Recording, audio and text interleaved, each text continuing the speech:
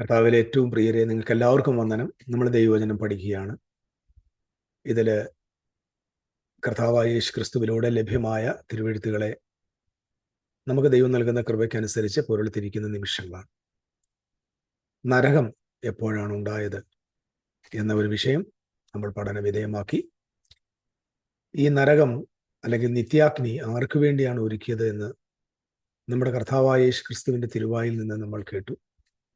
മത്തായി 25:41 ശപിക്കപ്പെട്ടവരെ പിശാചിനും അവൻ്റെ ദൂതന്മാർക്കും ഒരുക്കിയ നിത്യാഗ്നിയിലേക്ക് പോകുവിൻ എന്ന് ഞാൻ പറയും എന്ന് നാം കണ്ടു. അപ്പം നരകം അല്ലെങ്കിൽ നിത്യാഗ്നി പിശാചിനും അവൻ്റെ ദൂതന്മാർക്കും ഒരുക്കിയതാണ് എന്ന് മിശിഹായുടെ വായിൽ നിന്ന് തന്നെ നമുക്ക് മനസ്സിലായി. അതോടൊപ്പം തന്നെ ഈ പിശാചും അവൻ്റെ ദൂതന്മാരും ആര് എന്ന് നമ്മൾ കഴിഞ്ഞ ദിവസം തന്നെ അല്പമായിട്ട് ധ്യാനിച്ചു. മത്തായിയുടെ സുവിശേഷം 25-ാം അധ്യായത്തിൽ തന്നെ നമ്മൾ കാണുന്നു, കർത്താവായ യേശു ക്രിസ്തു തൻ്റെ സകല വിശുദ്ധ ദൂതന്മാരുമായി ഇറങ്ങി വരുന്നു. ആ ഇറങ്ങി വന്ന കർത്താവാണ് ഈ ജഡ്ജ്മെന്റ് നടത്തുന്നത്. മത്തായിയുടെ സുവിശേഷം 16-ാം അധ്യായത്തിന് 25 മുതലുള്ള വാക്യങ്ങളിൽ നമ്മളത് തന്നെ കാണുന്നുണ്ട്. മനുഷ്യപുത്രൻ തൻ്റെ രാജ്യത്തിൽ ശക്തിയോടെ വരും. അവൻ്റെ ദൂതന്മാരുമായി വരുമ്പോൾ ഓരോരുത്തർക്കും അവരുടെ പ്രവൃത്തിക്ക് തക്കതായ പ്രതിഫലമുണ്ടാകും. സോ ഈ വാക്യങ്ങളെല്ലാം നമ്മൾ കണക്ട് ചെയ്താണ് മനസ്സിലാക്കേണ്ടത്. പ്രധാനമായിട്ട് നമ്മൾ അറിയേണ്ട ഒരു പ്രധാന കാര്യം ഈ പിശാചും അവൻ്റെ ദൂതന്മാരും എന്ന വിഷയത്തെക്കുറിച്ചുള്ള ഉറപ്പുള്ള ഒരറിവാണ്. നമ്മളിതുവരെയും ഒരുപാട് പഠിച്ചു വച്ചിരിക്കുന്നത് ഒരു സെലസ്ട്രിയൽ അൺസീൻ വ്യക്തികളാണ്, അല്ലെങ്കിൽ ഏതോ ഒരു ഡിമൺസ് എന്ന് പറയുക, അല്ലെങ്കിൽ ഏതോ വീണുപോയ ദൂതന്മാരെന്നൊക്കെ നമ്മൾ പറയാറുണ്ട്.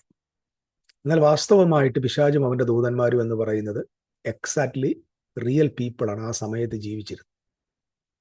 അത് നമ്മൾ മനസ്സിലാക്കിയത് വെളിപ്പാട് പുസ്തകം 12-ാം അധ്യായത്തിലാണ്. 12-ാം അധ്യായത്തിൽ സൂര്യനെ അണിഞ്ഞൊരു സ്ത്രീ അവിടെ തലയിൽ 12 നക്ഷത്രങ്ങളുടെ കാൽക്ക് ചന്ദ്രനെ നമ്മൾ കാണുന്നു. അവളൊരു കുട്ടിയെ വേദനയോടെ പ്രസവിക്കുന്നു. ആ കുട്ടിയെ വിഴുങ്ങുവാനായി മഹാസർപ്പം അടുത്തു വരുന്നു. എന്നാൽ ആ ആൺകുട്ടിയെ പെട്ടെന്ന് എന്ത് ചെയ്യാം, സ്വർഗത്തിലേക്ക്, സിംഹാസനത്തിലേക്ക് എടുക്കുന്നു. ഇതൊക്കെ നമുക്ക് കൃത്യമായിട്ട് അറിയാം. മിശിഹായെക്കുറിച്ച് പറയുന്നു. അവിടെ നിൽക്കുന്ന ആ സ്ത്രീ അവസാനത്തെ ഹൗവയായിട്ട് കാണുന്നു, അല്ലെങ്കിൽ that is the body of യാവയുടെ ബോഡി, അല്ലെങ്കിൽ യഹോവയായ ദൈവത്തിൻ്റെ പഴയ നിയമത്തിലെ സഭയാണത്. ആ സഭയാണ് ക്രിസ്തുവിന് ജന്മം കൊടുത്തത്. ആ ക്രിസ്തുവിനെ വിഴുങ്ങുവാനായിട്ട് മഹാസർപ്പം അടുത്ത് വരുന്നു. താഴോട്ട് വായിക്കുമ്പോൾ മീകായിലും അവൻ്റെ ദൂതന്മാരും മഹാസർപ്പത്തോടും പിശാചിനോടും അവൻ്റെ ദൂതന്മാരോടും കൂടെ മല്ലു പിടിക്കുന്നതായിട്ട്, യുദ്ധം ചെയ്യുന്നതായിട്ട് കാണാൻ പറ്റും. ഞാനവിടെ മീഖായേൽ എന്ന് പറയുന്നത് ക്രിസ്തുവിൻ്റെ ഒരു ഇമേജ് ആണെന്നുള്ളത് ഞാൻ വ്യക്തമാക്കി. കാരണം പാമ്പിനോട് യുദ്ധം ചെയ്യാൻ മീഖായേലിനോട് ദൈവം പറഞ്ഞിട്ടില്ല, ഒരു ദൂതന്മാരോടും പറഞ്ഞിട്ടില്ല. കാരണം ഉൽപ്പത്തി പുസ്തകം 3-ാം അധ്യായത്തിൻ്റെ 15-ാം വാക്യത്തിൽ നിനക്കും സ്ത്രീക്കും നിന്റെ സന്തതിക്കും സ്ത്രീയുടെ സന്തതിക്കും തമ്മിൽ ശത്രുത്വം ഉണ്ടാക്കുന്നു. പാമ്പിനോട് പറഞ്ഞ നിനക്കും സ്ത്രീക്കും, നിങ്ങൾ തമ്മിലാ ശത്രുത്വം, നിന്റെ സന്തതിക്കും അവളുടെ സന്തതിക്കും തമ്മിൽ. അല്ലാതെ പാമ്പിനെ തകർക്കാനും അവൻ്റെ സന്തതികളെ അല്ലെങ്കിൽ അവൻ്റെ അനുചരന്മാരെ നശിപ്പിക്കുവാനായി ദൂതനെ അയക്കുമെന്ന് പറഞ്ഞിട്ടില്ല. അപ്പോൾ ആ വെളിപ്പാട് മനസ്സിലാക്കി, തിരുവെഴുത്തുകൾ മനസ്സിലാക്കി നമ്മൾ അറിയേണ്ട ട്രൂത്ത്, ഇവിടെ മിഖായേൽ എന്ന് പറയുന്നത്, ആർക്ക് ഏഞ്ചൽ എന്ന് പറയുന്നത് കർത്താവായ യേശു ക്രിസ്തുവിൻ്റെ ഒരു ഇമേജറിയാണ് എന്ന് നിങ്ങൾ മറക്കരുത്. അപ്പം ക്രിസ്തുവും അവൻ്റെ ദൂതന്മാരും എന്ന് പറഞ്ഞാൽ ക്രിസ്തുവും അവൻ്റെ അപ്പോസ്തലന്മാരും അവൻ്റെ വിശുദ്ധന്മാരും, ആ വിശുദ്ധന്മാരുമായി മഹാസർപ്പവും അവൻ്റെ ദൂതന്മാരുമായിട്ട് യുദ്ധം നടക്കുക. That is not a physical war, that's a spiritual war. It happens in heaven. Heaven means ഒരിക്കലും it is a spiritual place ആണ്. ഇറ്റ്സ് നോട്ട് ദൈവത്തിൻ്റെ ഗോളങ്ങൾക്കപ്പുറത്തുള്ള സ്ഥലം. ഒരു സ്പിരിച്വൽ വാറാണ് അവിടെ നടക്കുന്നത്. അപ്പോൾ നമ്മളവിടെ കാണുന്ന പ്രധാനപ്പെട്ട 2 കാര്യങ്ങളുള്ളത്, മഹാസർപ്പത്തെ ഭൂമിയിലേക്ക് തള്ളിക്കളഞ്ഞു, അവൻ്റെ ദൂതന്മാരെയും ഭൂമിയിലേക്ക് തള്ളിക്കളഞ്ഞു. എങ്ങനെ തള്ളിക്കളഞ്ഞു? ഏതാ? മീഖായേലിൻ്റെ ദൂതന്മാർ, അല്ലെങ്കിൽ അപ്പോസ്തലന്മാരും വിശുദ്ധന്മാരും, അവനെ കുഞ്ഞാടിൻ്റെ രക്തം ഹേതുവായും തങ്ങളുടെ സാക്ഷ്യവചനത്താലും ജയിച്ചു. മരണപര്യന്തം അവർക്ക് അവരുടെ പ്രാണനെ അവർ സ്നേഹിച്ചിരുന്നില്ല. അപ്പം ഞാനിതിനകത്ത് വ്യക്തമാക്കിയ കാര്യം, ക്രിസ്തുവേശുവിൻ്റെ കാൽവറി മരണം ഇവർക്ക് ഡിഫീറ്റ് ചെയ്തു. അതായത് ഈ മഹാസർപ്പത്തെയും ദൂതന്മാരെയും ഡിഫീറ്റ് ചെയ്തു. മഹാസർപ്പവും അല്ലെങ്കിൽ ഈ ദൂതന്മാരും അല്ലെ ഡ്രാഗണും അവന്റെ ഏഞ്ചൽസ് എന്ന് പറയുന്നത്, അല്ലെങ്കിൽ പിശാചും അവന്റെ ദൂതന്മാരും എന്ന് പറയുന്നത് മഹാപുരോഹിതനും അവന്റെ കൂടെയുള്ള മറ്റ് ആളുകളുമാണ്. Priesthood and the rulers of Israel, Jewish rulers, അവരാണ് ഇവിടെ വാസ്തവത്തിൽ എന്തായിരിക്കുന്നത്? മഹാസർപ്പവും ദൂതന്മാരും. ദയവായിട്ട് നിങ്ങൾ ഇത് മനസ്സിലാക്കണം. നമ്മൾ കഴിയുന്നിടത്തോളം ദൈവത്തിന്റെ വചനത്തെ അറിയുവാൻ ശ്രമിക്കണം. പിതാവിനെ അറിയുവാൻ, പുത്രനെ അറിയുവാൻ, ദൈവത്തിന്റെ പ്രവൃത്തികളെ മനസ്സിലാക്കാൻ നിങ്ങൾ ശ്രമിക്കണം. അപ്പൊ ഇവിടെ നിങ്ങൾ അറിയേണ്ട ഒരു പ്രധാനപ്പെട്ട കാര്യം എന്ന് പറയുന്നത്, പിശാചും അവന്റെ ദൂതന്മാരും എന്ന് പറയുന്ന മഹാസർപ്പവും ദൂതന്മാരും എന്നത് മഹാപുരോഹിതനെയും അദ്ദേഹത്തിന്റെ ഫോളോവേഴ്സും. അതിന് തെളിവെന്ന് പറഞ്ഞാൽ ഈ വ്യക്തിയെക്കുറിച്ച് ബൈബിൾ പറയുന്നത് സഹോദരന്മാരെ രാപ്പകൽ ദൈവസന്നിധിയിൽ കുറ്റം പറയുന്നവൻ എന്നാണ്. രാപ്പകൽ കുറ്റം പറയുന്നവൻ എന്നാണ്. അപ്പൊ രാപ്പകൽ ദൈവത്തിന്റെ സഹോദരന്മാർക്കെതിരെ അക്യൂസേഷൻ നടത്തുന്ന ആരാണ്? ഈ അപവാദിയാണ്. അപ്പം നമ്മൾ ഇതിനെക്കുറിച്ച് ശ്രദ്ധിച്ച് കേൾക്കണം. ഈ സഹോദരന്മാരെന്ന് പറഞ്ഞാൽ ആരാണ്? അവിടെ നമ്മൾ മനസ്സിലാക്കേണ്ടത് ആ സ്ത്രീ അണിഞ്ഞിരിക്കുന്ന 12 നക്ഷത്രങ്ങൾ. 12 നക്ഷത്രങ്ങൾ 12 ഗോത്രങ്ങളാണ്. നമുക്കറിയാതെ 12 യഹൂദ ഗോത്രത്തിലെ 12 സഹോദരന്മാർ. അപ്പൊ അവരുടെ സന്തത പരമ്പരകൾ യേശുക്രിസ്തുവുമായി വിശ്വാസം പുലർത്തുന്ന, ക്രിസ്തുവിനെ അംഗീകരിച്ച, വിശ്വാസത്തിനു വേണ്ടി നിൽക്കുന്ന ഈ 12 ഗോത്രങ്ങളിലുള്ള വിശുദ്ധന്മാർക്കെതിരെ അപവാദം പറയുന്ന ജോലിയായി, അല്ലെങ്കിൽ ഈ 12 ഗോത്രങ്ങളെ അപവാദം പറയുന്നവനായി ഇവിടെ നമ്മൾ മഹാസർപ്പത്തെ കാണും, അല്ലെങ്കിൽ മഹാപുരോഹിതനെ കാണും. ഒരു പുരോഹിതന്റെ ജോലി എന്താണ്? ജനത്തിന്റെ പാപത്തെ ദൈവത്തിന്റെ സന്നിധിയിൽ കൊണ്ടുവന്ന് ആ പാപത്തെ ചുമക്കണം. അതായത് മഹാപുരോഹിതൻ ആ ഐഡന്റിറ്റിയെ, ഞാൻ അതിനെക്കുറിച്ച് മുമ്പ് ഒരു പഠനം നടത്തിയപ്പം ഈ ദൈവം ഈ കൈവപ്പ് ശുശ്രൂഷ എന്ന് പറയുന്നുണ്ട്. കൈവെക്ക് നിങ്ങൾ ബൈബിൾ നോക്കിയാൽ ലേവ്യ പുസ്തകത്തിൽ, നമുക്ക് സംഖ്യാപുസ്തകത്തിലൊക്കെ കാണാൻ പറ്റുന്നത് പലതരത്തിലുള്ള കൈവെപ്പുണ്ട്. മൃഗത്തിന്റെ മേൽ കൈവെക്കുന്നുണ്ട്. അതുപോലെ തന്നെ പുരോഹിതൻ ആടിന്റെ മേൽ കൈവയ്ക്കുന്നുണ്ട്. പാപിയായിരിക്കുന്ന മനുഷ്യൻ ആ ബലിമൃഗത്തിന്റെ മേൽ കൈവെക്കുന്നുണ്ട്. അതുപോലെ ഇസ്രായേൽ ജനം ലേവ്യരുടെ മേൽ കൈവെക്കുന്നുണ്ട്. നമ്മുടെ പാസ്റ്റർമാരെ അഭിഷേകം, നമ്മൾ വേണം ഇങ്ങനെ പറയാം, വിശ്വാസികൾ ഉപദേശിയെ ഓർഡിനേഷൻ ചെയ്തത് ശരിയത്. ലേവ്യരുടെ മേൽ ഇസ്രായേൽ ജനം കൈവെക്കുന്നുണ്ട്. എന്തിനാ കൈവച്ചെന്ന് വെച്ചാൽ, പൗരോഹിത്യം വഹിക്കുന്ന ഈ ലേവ്യ ഗോത്രക്കാര് അന്ന് മുതൽ ജനത്തെ ദൈവ മുമ്പിൽ റെപ്രസെന്റ് ചെയ്യും. സോ മനുഷ്യർ പാപം ചെയ്യുമ്പോൾ ദൈവത്തിന്റെ സന്നിധിയിലേക്ക് പ്രവേശിക്കുന്ന മഹാപുരോഹിതൻ അല്ലെങ്കിൽ പുരോഹിതന്മാർ അവരുടെ പാപങ്ങളെ ചുമന്നുകൊണ്ട് ദൈവസന്നിധിയിൽ പോകുന്നതാണ് ദൈവീയ പദ്ധതി. അത് ചുമക്കേണ്ട ജോലി എന്ന് പറയുന്നത് പുരോഹിതന്റെ ജോലിയാണ്. ഈ ചുമക്കുന്ന പുരോഹിതൻ ഈ ജനത്തെ കുറ്റപ്പെടുത്താൻ പറ്റില്ല. കാരണം ന്യായപ്രമാണത്തിൽ അവരെ കുറിച്ചുള്ള കുറ്റമുണ്ടെങ്കിൽ ആ കുറ്റം ചുമന്നുകൊണ്ടാണ് ബലിമൃഗത്തിന്റെ രക്തവുമായി വിശുദ്ധ മന്ദിരത്തിലേക്ക് പുരോഹിതൻ പോകുന്നത്. എന്നാൽ നിർഭാഗ്യവശാൽ പൗരോഹിത്യത്തിൽ വന്ന കറപ്ഷൻ കാരണം ജനങ്ങളുടെ കുറ്റം ഏറ്റെടുക്കുന്നതിന് പകരം ന്യായപ്രമാണപ്രകാരം ജനത്തെ കുറ്റപ്പെടുത്തുവാനും അപവാദം പറയുവാനും അവരെ അടിച്ചമർത്തുവാനും അടിമപ്പെടുത്തുവാനും അല്ലെങ്കിൽ ദുരുപയോഗം ചെയ്യാൻ, ചൂഷണം ചെയ്യുവാനുമായി ഈ പുരോഹിത വർഗം തയ്യാറായി. അതുകൊണ്ടാണ് കർത്താവ് യേശുക്രിസ്തു പറഞ്ഞത്, ഞാൻ നിങ്ങളെ പിതാവിന്റെ മുമ്പിൽ കുറ്റം പറയത്തില്ല. യോഹന്നാന്റെ സുവിശേഷം 5-ാം അധ്യായത്തിന് 45 മുതലുള്ള വാക്യം, ഞാൻ നിങ്ങളെ പിതാവിന്റെ മുമ്പിൽ കുറ്റപ്പെടും. നിങ്ങളെ കുറ്റപ്പെടുത്തുന്നത് മോശയാണ്. അപ്പൊ മോശ എന്ന് പറയുമ്പോൾ ഉടനെ മോശ ഇപ്പൊ ജീവിച്ചിരിപ്പില്ല, മറിച്ച് മോശ എഴുതിയ പ്രമാണം. അത് ദൈവം മുമ്പിൽ കുറ്റപ്പെടുത്തണമെങ്കിൽ നിശ്ചയമായിട്ടും ഇത് പുരോഹിതന്മാരാണ്. അപ്പൊ പുരോഹിതന്മാരാണ് നിങ്ങളെ ദൈവത്തിന് മുമ്പിൽ കുറ്റപ്പെടുത്തുന്നത്. ഞാൻ നിങ്ങളെ ദൈവം മുമ്പിൽ കുറ്റപ്പെടുത്തത്തില്ല. അതിന്റെ അർത്ഥം എന്താ? Once I'm going to become a high priest, I'm going to carry your sin. ഞാൻ ദൈവത്തിന് മുമ്പിൽ നിങ്ങളെ കൊണ്ടുപോയി നിങ്ങൾക്ക് വേണ്ടി ഞാൻ പക്ഷപാതം ചെയ്യും. പുരോഹിതൻ ചെയ്യേണ്ട ജോലി ഞാൻ എന്ന മഹാപുരോഹിതൻ ചെയ്യാൻ പോകും ഒരു ദിവസം. അന്ന് ഞാൻ നിങ്ങൾക്കെതിരെ ഒരിക്കലും എന്ത് ചെയ്യത്തില്ല, നിങ്ങളെ കുറ്റപ്പെടുത്തത്തില്ല. അപ്പൊ രാവും പകലും ദൈവസന്നിധിയിൽ കുറ്റപ്പെടുത്തുന്ന അപവാദി എന്ന് പറയുന്നത് ലൂസിഫർ അല്ല, മഹാപുരോഹിതൻ. അതിന്റെ കാരണം മറ്റൊന്നുണ്ട്. എല്ലാ ദിവസവും രാവിലെയും വൈകിട്ടും ഇസ്രായേലിലെ ജനത്തിന്റെ പാപത്തിന്റെ പരിഹാരത്തിനായി അവിടെ ബലി നടക്കാറുണ്ട്. എല്ലാ രാവിലെയും എല്ലാ വൈകിട്ടും. അതായത് പകലിന് വേണ്ടിയും രാത്രിക്ക് വേണ്ടി. പകൽ ചെയ്യുന്ന പാപത്തെ രാത്രി ചെയ്യുന്ന പാപത്തിന് വേണ്ടി 2 പാപങ്ങൾ അല്ലെങ്കിൽ 2 സമയത്തിന് വേണ്ടി എല്ലാ ദിവസവും യാഗം നടക്കും, രാവും പകലും.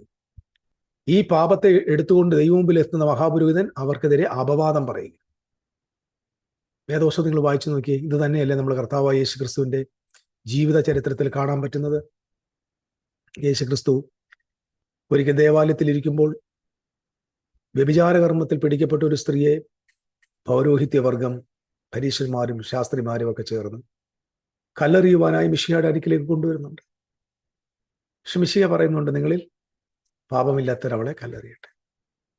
എന്തുകൊണ്ടായിരിക്കും യേശുക്രിസ്തു അവളോട് കുറ്റം, നീ ഇനി പാപം ചെയ്യരുത്, പൊയ്ക്കൊള്ളാൻ അവളോട് പറഞ്ഞത്? ഒറ്റ കാരണമേ ഉള്ളൂ. Jesus took the sin of that woman. ആ സ്ത്രീയുടെ പാപം യേശു തൻ്റെ മേൽ ഏറ്റെടുത്തത് കൊണ്ട് ആ സ്ത്രീയെ ദൈവപുത്രൻ വിട്ടയക്കുക, കുറ്റപ്പെടുത്തിയില്ല. പക്ഷെ പൗരോഹിത്യവർഗം യേശുവിൻ്റെ ആ ജനതയെ കുറ്റപ്പെടുത്തുന്നുണ്ട്. നമുക്കിത് കൃത്യമായിട്ട് കാണാൻ പറ്റും. ഓക്കെ, അപ്പം ദൈവസന്നിധിയെ കുറ്റപ്പെടുത്തുന്ന അപവാദിയെ തള്ളിയിട്ട് കഴിഞ്ഞു. കുഞ്ഞാടിൻ്റെ രക്തത്താലും സാക്ഷ്യവചനത്താലും അവർ അവനെ ജയിച്ചു. തങ്ങളുടെ പ്രാണനെ അവർ സ്നേഹിച്ചതുമില്ല. സോ ഞാൻ ഈ പറഞ്ഞു വരുന്നൊരു സാരം, ഇവിടെ മഹാപുരോഹിതനും അവൻ്റെ ദൂതന്മാരുമാണ് ഈ കാണുന്ന ഡ്രാഗൺ, മഹാസർപ്പവും ദൂതന്മാരും. ഇപ്പൊ അവർക്ക് വേണ്ടിയാണ് എന്തൊരുക്കിയിരിക്കുന്നത്? നിത്യാഗ്നി. ഞാനിത് ബൈബിൾ കൊണ്ടാണ് വ്യാഖ്യാനിക്കും. ഇനി ഒറ്റ കാര്യം കൂടെ ഞാൻ ഇതോട് ബന്ധപ്പെട്ട് അതിന് പ്രധാനപ്പെട്ട ഒരു പോയിന്റിലേക്ക് വരികയാണ്. എപ്പോഴാണ് സത്യമായിട്ടും ഈ നരകമെന്ന് പറയുന്നത് സ്ഥാപിക്കപ്പെട്ടത്? എപ്പോഴാണ് അത് ദൈവത്തിന്റെ ആലോചനയിലൂടെ പുറത്തു വന്നത്? അല്ലെങ്കിൽ നരകം, അല്ലെങ്കിൽ നിത്യാഗ്നി എന്ന് പറയുന്ന, നിത്യശിക്ഷാവിധി എന്ന് പറയുന്ന ഈ ഒരു സംഭവത്തെക്കുറിച്ച് ദൈവം എപ്പോഴാണ് സംസാരിച്ചത്? നമുക്കത് മനസ്സിലാക്കാനായി മോശയുടെ സമാപന സമയത്ത്, അതായത് ദ എൻഡ് ഓഫ് ദ മോസസിന്റെ അവസാനം, മോശയുടെ ജീവിതകാലത്തിന്റെ അവസാനത്ത് ഇസ്രായേലിന്റെ അവസാനത്തെക്കുറിച്ച് പ്രവചിച്ച ഒരു പുസ്തകമുണ്ട്, ആവർത്തന പുസ്തകം. അതിന് 32-ാമത്തെ അധ്യായം. അതിന് മോശയുടെ പാട്ടെന്നാണ് നമ്മൾ കാണുന്നത്. ഒരു സങ്കീർത്തനമാണ്, മോശയുടെ സങ്കീർത്തനം. അതിൽ ഒരുപാട് വാക്യങ്ങൾ പറയാനുണ്ടെങ്കിൽ ഞാൻ അതിലെ ചില വാക്യങ്ങൾ മാത്രം വായിക്കാം. 19-ാമത്തെ വാക്യം മുതൽ, അതായത് 18 മുതൽ, നിന്നെ ജനിപ്പിച്ച പാറയെ നീ വിസ്മരിച്ചു, നിന്നെ ഉൽപ്പാദിപ്പിച്ച ദൈവത്തെ മറന്നു കളഞ്ഞു. യഹോവ കണ്ടു, അവരെ തള്ളിക്കളഞ്ഞു, തൻ്റെ പുത്രിപുത്രന്മാരുള്ള നീരസത്താൽ തന്നെ. നീ അരുളി ചെയ്തു, അവൻ അരുളി ചെയ്തു, ഞാൻ എൻ്റെ മുഖം അവർക്ക് മറയ്ക്കും, അവരുടെ അന്തം എന്ത് എന്ന് ഞാൻ നോക്കും. നിങ്ങൾ ശ്രദ്ധിക്കണേ, ഇതാരെക്കുറിച്ചാണ് പറഞ്ഞത്? ഇസ്രായേലിനോടുള്ള വാക്യം. അതിന്റെ തെളിവ് 32:1. ആകാശമേ ചെവി തരിക, ഞാൻ സംസാരിക്കും, ഭൂമി എൻ്റെ വായിൻ വാക്കുകളെ കേൾക്കട്ടെ. ആകാശവും ഭൂമിയും, ഇപ്പോഴും മറക്കല്ലേ, ആകാശവും ഭൂമിയും എന്ന് പറഞ്ഞാൽ ഇസ്രായേൽ ജനവും പൗരോഹിത്യവും, അല്ലെങ്കിൽ ആ ജനവിഭാഗ കവനന്റ് ജനത്തെ വിളിക്കുന്ന പേരാണ് ആകാശവും ഭൂമിയും. അല്ലാതെ നമ്മുടെ ഫിസിക്കൽ ആകാശവും ഫിസിക്കൽ ഭൂമിയും ഒന്നുമല്ല. ദയവ് ചെയ്ത് വേദപുസ്തകത്തിന്റെ ഭാഷയെ മനസ്സിലാക്കാനായിട്ട് ശ്രമിക്കുക. ഓക്കെ, താഴോട്ടുള്ള വാക്യങ്ങളൊക്കെ ഇങ്ങനെ 5-ാം വാക്യത്തിൽ പറയുന്നു, അവർ അവനോട് വഷളത്വം കാണിച്ചു, അവർ അവന്റെ മക്കളല്ല, സ്വന്തം കളങ്കം അത്രേ. വക്രതയും കോട്ടവുമുള്ള തലമുറ.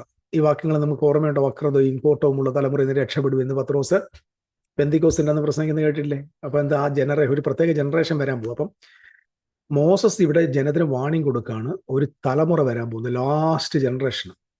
അതായത് ഈ ന്യായപ്രമാണത്തിന്റെ എൻഡ്, കവനന്റിന്റെ അവസാനം ഒരു തലമുറ ഉണ്ടാവും. ആ തലമുറയ്ക്ക് മോശ പരിശുദ്ധാത്മാവിൽ പറഞ്ഞിരിക്കുന്ന വാചകം വക്രതയും കോട്ടവുമുള്ള തലമുറ. ഇതേ പദപ്രയോഗമാണ് പെന്തിക്കോസിൽ അപ്പോസ്തലനായ പത്രോസ് എഴുന്നേറ്റിട്ട് പറഞ്ഞു, അന്ത്യകാലത്ത് സകല ഇടത്തിന്മേൽ എൻ്റെ ആത്മാവിനെ പകരും എന്ന് പറഞ്ഞിട്ട്, ഇത് അന്ത്യകാലമാണ്, യോവേൽ പറഞ്ഞ പ്രവചനത്തിന്റെ നിവൃത്തിയാണ്, അതുകൊണ്ട് നിങ്ങൾ മാനസാന്തരപ്പെട്ടോണം, വക്രതയുള്ള കോട്ടമുള്ള തലമുറയിൽ നിന്ന് രക്ഷപ്പെട്ടോളാൻ പറയും. അപ്പൊ വക്രതയുള്ള കോട്ടമുള്ള തലമുറയ്ക്ക് എന്താ സംഭവിക്കാൻ പോകുന്നത്? ഒരു മഹാദുരന്തം വരാൻ പോകും. യോഹന്നാൻ സ്നാപകനിലൂടെ ദൈവം അത് പറഞ്ഞു, മീഖായിലൂടെ ദൈവം അവസാനമായിട്ട് അത് പറഞ്ഞു, കർത്താവായ യേശു ക്രിസ്തുവിലൂടെ പലവരും അത് പറഞ്ഞു. ദൈവത്തിന്റെ ജനതയ്ക്ക്, അല്ലെങ്കിൽ കവനന്റ് ഉടമ്പടി, അല്ലെങ്കിൽ കവനന്റ് പീപ്പിളിന്, ഉടമ്പടിയുടെ ജനതയ്ക്ക് വരുവാൻ പോകുന്ന മഹാവിനാശത്തെക്കുറിച്ച് പ്രവാചകന്മാരിലൂടെ ദൈവം സംസാരിച്ചു. മോശയിലൂടെ ദൈവം സംസാരിക്കുകയാണ്. ഞാൻ പറഞ്ഞു, നിങ്ങൾക്ക് ഗ്രഹിക്കാൻ പറ്റുമെന്ന് വിചാരിക്കും. അപ്പം വക്രതയുള്ള തലമുറ രക്ഷപ്പെട്ടോളാനാണ് പറയുന്നത്. അപ്പം നമ്മുടെ ആളുകൾ പലപ്പോഴും ഇത് എടുത്തിട്ട് രക്ഷിക്കപ്പെട്ടോ, നിങ്ങൾ ഇപ്പം ഇന്ന് നമ്മളിത് കാരണം എന്ന് പറയുമ്പോൾ നമ്മൾ ഏത് കാലത്തിലാണ് ജീവിക്കുന്നെന്നുള്ള ഒരു ബോധ്യം നമുക്ക് പലപ്പോഴും ഇല്ല. നമ്മളിപ്പോഴും ധരിച്ചു വെച്ചിരിക്കുന്നത് ഈ ന്യായവിധിയുടെ ബാക്കിലാണ് നമ്മൾ നിൽക്കുന്നതാണ്. അല്ല, നമ്മുടെ ഫ്രണ്ടിൽ എന്തുണ്ട്? വലിയൊരു ജഡ്ജ്മെന്റ് വരുന്നുണ്ട്, ദൈവത്തിന്റെ കോപം വരുന്നുണ്ട്. അപ്പം നമ്മൾ രക്ഷപ്പെട്ടോണം എന്നുള്ള ആ ഒരു മുൻവിധിയിലാണ് നമ്മൾ എല്ലാ മെസ്സേജുകളും നമ്മുടെ ഗോസ്പൽ സത്യത്തിൽ ഒരുപാട് ബാക്കിലാണ്. This is not the gospel of AD, this is the gospel of BC. AD-യിൽ, അതായത് എനിക്കൊന്ന് പഴയ കാലത്ത് പ്രസംഗിക്കപ്പെട്ട ഒരു gospel, that's not the true gospel. The true gospel is different from നമ്മൾ ഓൾഡ്. പഴയെന്ന് പറഞ്ഞാൽ ആദിമ നൂറ്റാണ്ടിൽ പറയപ്പെട്ട ഒരു മെസ്സേജ് ഉണ്ട്. തെറ്റല്ലത്, തെറ്റല്ല, ശരി, 100% ശരി. കാരണം ആ സന്ദർഭവുമായിട്ടത് യാഥാർത്ഥ്യം, രക്ഷിക്കപ്പെടണം എന്നതുകൊണ്ട്. കർത്താവായ യേശുക്രിസ്തുവിന്റെ നാമം വിളിച്ചപേക്ഷിക്കുന്ന ഏവനും രക്ഷിക്കപ്പെടും.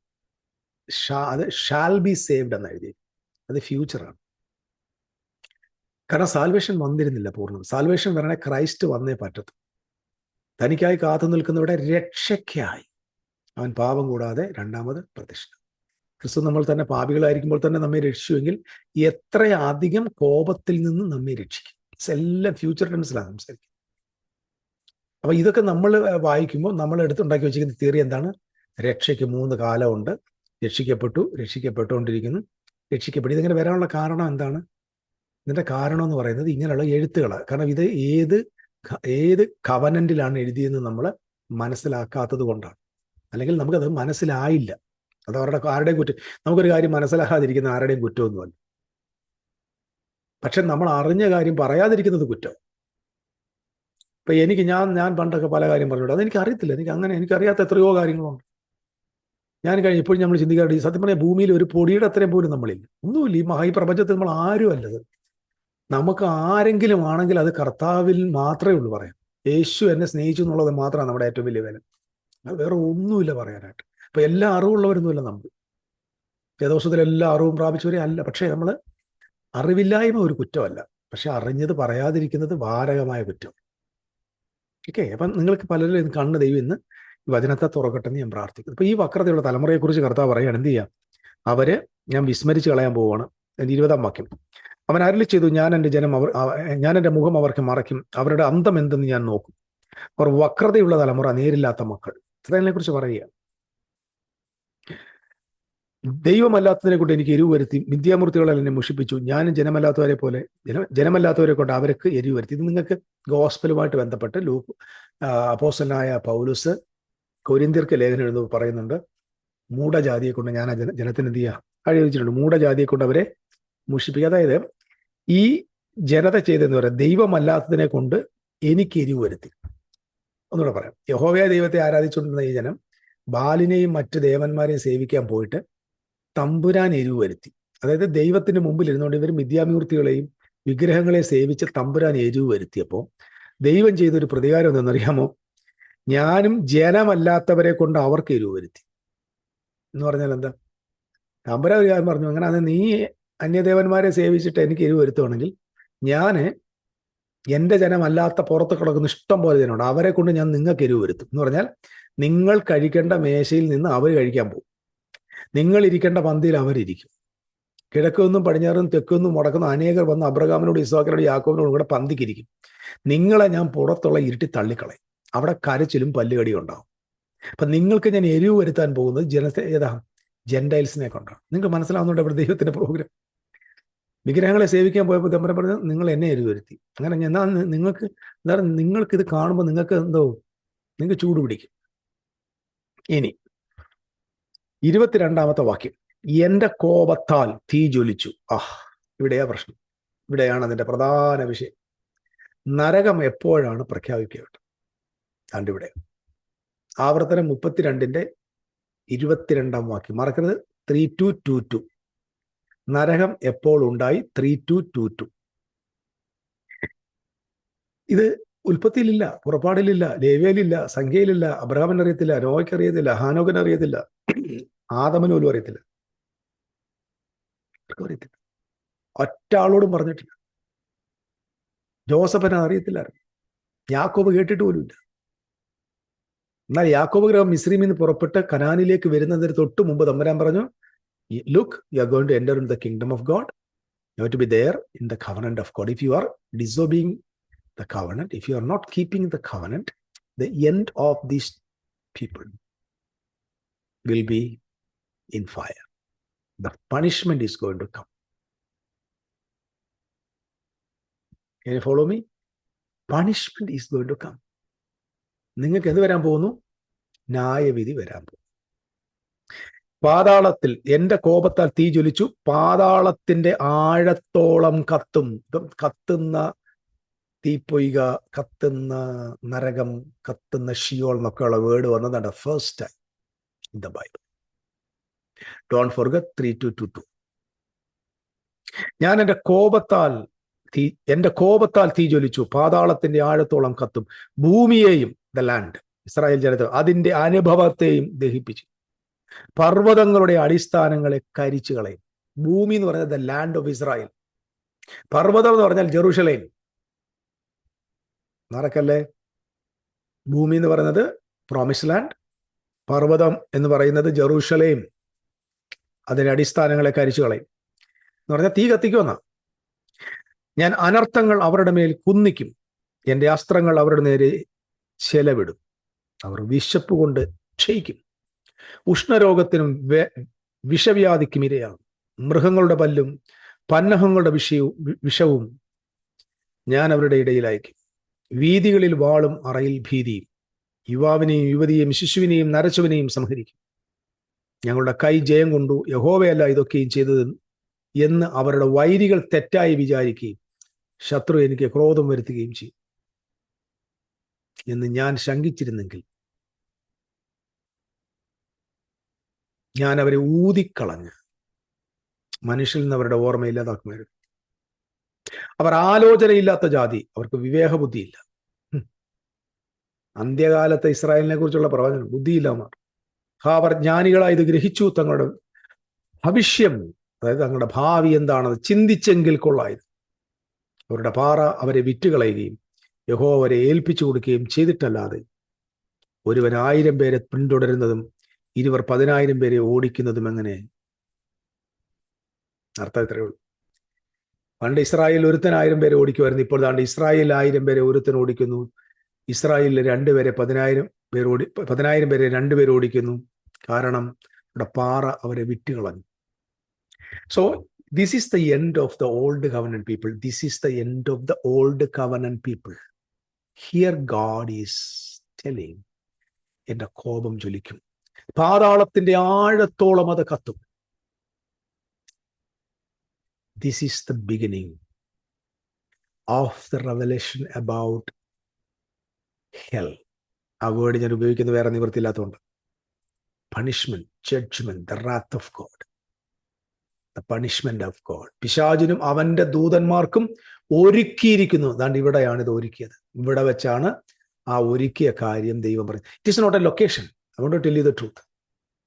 ചില ആളുകൾ പറയുന്നുണ്ട് അതേതോ ലോകത്തെ ഏതോ ശൂന്യാകാശത്ത് എവിടെയാണെന്ന് പറയുന്നുണ്ട്, ചേര വേറെ ഏതുകൊണ്ട് അത് സ്പേസിലാണെന്ന് പറയുന്നുണ്ട്. എൻ്റെ പൊന്നു സഹോദരങ്ങളെ, ഈ ബൈബിളിൽ ഇല്ലാത്ത നമ്മൾ ഇതിനെ ഊഹിച്ചു പറയുന്ന ആവശ്യം. ഒരു ലൊക്കേഷനും പറഞ്ഞിട്ടില്ല. നമ്മളിപ്പോൾ ചോദിക്കുക, അന്ന് പിന്നെ ആദമിനോട് ഞാൻ പലപ്പോഴും ദൈവത്തോട് ചോദിച്ചിട്ട്, ആദമിനോട് എന്താ ഇത് പറയാൻ? നരകം ഉണ്ടെങ്കിൽ, നരകമുണ്ടെങ്കിൽ ആദ്യം പറയണത് ആദമിനോട്. അത് ഉൽപ്പത്തി 2 പറയണം. തിന്നുന്ന നാളിൽ നീ മരിക്കും, മരിച്ചിട്ട് നീ ചത്തുപോയാലും ഞാൻ നിന്നെ മണ്ണിന് തിരിച്ചു കൊണ്ടുവന്നിട്ട് ഉയർപ്പിച്ച് വെള്ളസിംഹാസനായതിയുടെ മുമ്പിൽ കൊണ്ട് നിർത്തിയിട്ട് നിന്റെ പാപത്തിന് കണക്ക് പറഞ്ഞ് നിന്നെ ഞാൻ നിത്യനരകത്തിൽ തള്ളുവെന്ന് ദൈവം ആദമിനോട് പറഞ്ഞിട്ടില്ലെങ്കിൽ ഇന്ന് നിങ്ങൾ കേട്ടുകൊണ്ടിരിക്കുന്ന സകല നരക വ്യാഖ്യാനങ്ങളും പോഷത്വം മാത്രം. കാരണം ഇത് പറയേണ്ട ആദ്യത്തെ മനുഷ്യനാണ്. ആദ്യത്തെ മനുഷ്യൻ കഴിഞ്ഞു, എത്രയോ ആണ്ട് കഴിഞ്ഞു. എനിക്ക് തോന്നുന്നു ഏകദേശം ഒരു 2500 വർഷം കഴിഞ്ഞപ്പോഴാണ് ഇസ്രായേലിനോട് ദൈവം പറയുന്നത്, ആണ്ടടാ നിന്റെ, അതായത് എപ്പോഴും ശ്രദ്ധിച്ചോണം, hell, eternal fire, lake of fire is the end of the old covenant people. നടക്കല്ലേ? അപ്പൊ എവിടെയാണ് ഇത് ആരംഭിച്ചത്? In Deuteronomy 3:2-2, 32:22. It is the punishment upon the apostate Israel. It's a punishment upon the people, those who are disobeyed the covenant of God. Don't forget. So the hell is not for the people to. ഇപ്പൊ അടുത്ത ചോദിക്കും, ഇനിയുള്ള കാലത്ത് ഹെല്ലുണ്ടോ? No. Because മരണം, പുതുനിയമത്തിനകത്തില്ല. അപ്പൊ പുറത്തുള്ള ജനതയ്ക്ക് വേണ്ടി അടഞ്ഞ വാതിൽ ഇരുവായത്തിലുള്ള വാളും പിടിച്ച് ദൂതനെ കാവൽ നിർത്തിയേക്കല്ല, 24 മണിക്കൂറും 7 ദിവസവും എപ്പോ വേണേലും തങ്ങളുടെ വസ്ത്രത്തെ അലക്കി ദൈവത്തിങ്കൽ വന്ന് നിത്യജീവൻ പ്രാപിപ്പാൻ ഭൂമിയിലെ 800 കോടി ജനത്തിന് സ്വർഗത്തിലെ കർത്താവ് വഴി തുറന്നിട്ടിരിക്കുന്നു.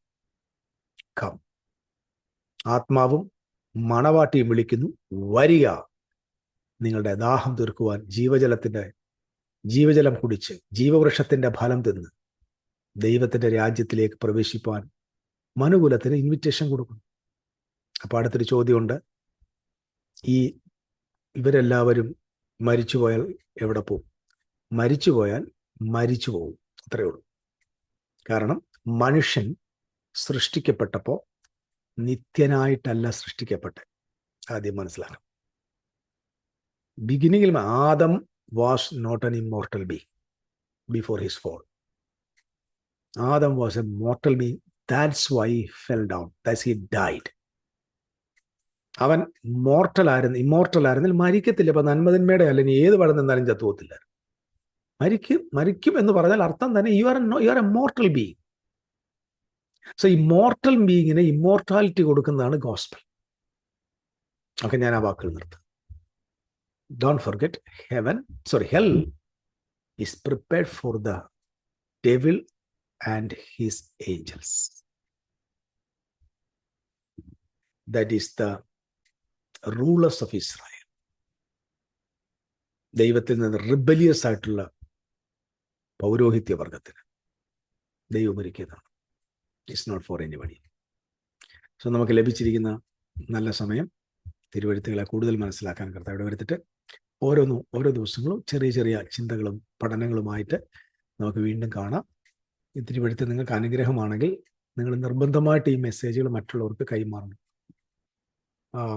ഞാൻ കൂടുതൽ ഡീറ്റെയിൽഡ് ആയിട്ട് പറയുകയാണെങ്കിൽ മണിക്കൂറുകൾ നമ്മൾ സംസാരിക്കേണ്ടി വരും. അതുകൊണ്ട് പലപ്പോഴും ആളുകൾക്ക് അത് കേൾക്കാൻ, പൗലോസിന്റെ ഭാഷ പറഞ്ഞ പോലെ കേൾക്കാൻ മാന്യമുള്ളവരായതുകൊണ്ട് നമ്മളൊരു 10 മിനിറ്റ് കൂടുതൽ ഒരു മെസ്സേജും കേൾക്കാറില്ല. അതുകൊണ്ട് 10 മിനിറ്റ് അകത്ത് തന്നെ പറയണമെന്ന് ഞാൻ പലപ്പോഴും ആഗ്രഹിക്കുന്നത്. കാരണം ആ ഒരു മെസ്സേജ് അവരുടെ കാതിലെത്തണം. നമ്മൾ ഒരുപാട് പ്രാർത്ഥിച്ചും ധ്യാനിച്ചും പഠിച്ചും വായിച്ചും ഒക്കെ തന്നെയാണ് ഓരോ സന്ദേശങ്ങളും കൈമാറുന്നത്. കാരണം മറ്റൊന്നുമല്ല, what may be, it is A word of God, daddy's word, കർത്താവിൻ്റെ വചനമാണ്. ആ ബഹുമാനത്തോടെ നമുക്കിതിൽ തുടരാം. കർത്താവിൽ അവരെ അനുഗ്രഹിക്കട്ടെ. നിശ്ചയമായിട്ട് നിങ്ങളിതിനെ സപ്പോർട്ട് ചെയ്യണം. നമ്മുടെ ഈ ശുശ്രൂഷയെ പ്രാർത്ഥനയിൽ സപ്പോർട്ട് ചെയ്യണം, ഷെയർ ചെയ്യണം, മറ്റുള്ള കയ്യിൽ എത്തിക്കണം. എത്രയും വേഗം നമുക്ക് ട്രൂത്ത് ലോകം മുഴുവൻ എത്തിക്കണം. കാരണം എവിടെ നോക്കിയാലും നമ്മൾ കാണുന്നത് അസത്യമാണ്. സഭ അസത്യത്തിൻ്റെ തൂണല്ല, സത്യത്തിൻ്റെ തൂണാണ്. എല്ലാ കാലത്തും ദൈവം സത്യത്തെ വെളിപ്പെടുത്താറുണ്ട്. അതുകൊണ്ട് ഈ കാലത്തും യഥാർത്ഥ സത്യത്തെ വെളിപ്പെടുത്താൻ നിങ്ങളിൽ ഒരാളെ ദൈവം എഴുന്നേൽപ്പിക്കട്ടെ, നമ്മെ ദൈവം ഉപയോഗിക്കട്ടെ എന്ന് പ്രാർത്ഥിക്കുക. എല്ലാവർക്കും വന്ദനം. സർവശക്തനെ ഏവരെയും അനുഗ്രഹിക്കട്ടെ. പിതാവിൻ്റെ കൃപ, പിതാവിൻ്റെ സ്നേഹവും പുത്രൻ്റെ കൃപയും ആത്മാവിൻ്റെ നിരന്തര കൂട്ടായ്മയും നിങ്ങളുടെ മേൽ എന്നേക്കും ഉണ്ടാവട്ടെ. ആമേൻ. Thank U.